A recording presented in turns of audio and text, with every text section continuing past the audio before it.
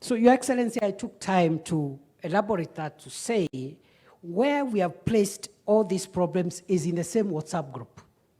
The terrorists, the bandits, people selling drugs and alcohol, the people who are extremists, religious extremists, cultural extremists, like the people trying to revive Mungiki and other proscribed organizations which have come with beautiful names.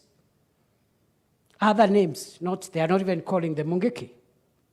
And we have the information. And we saw what some of these crooks and criminals were trying to do outside the DCI headquarters the other day. No country worth its salt entertains that kind of behavior.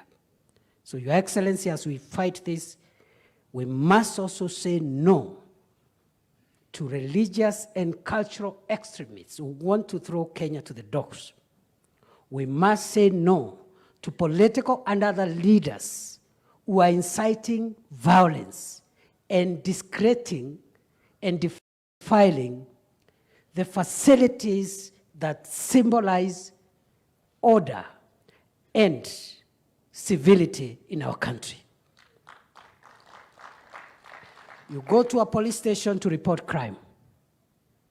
I have already admitted I have a lot of problems. And Kanja, you have a job. You have a job, Kanja. Your 70,000 Kenya police officers. You have a job. And the problem is at command level. Because when the command is aligned, these constables will toe the line, isn't it? So we have a job. But you see, the public also, that does not excuse the public.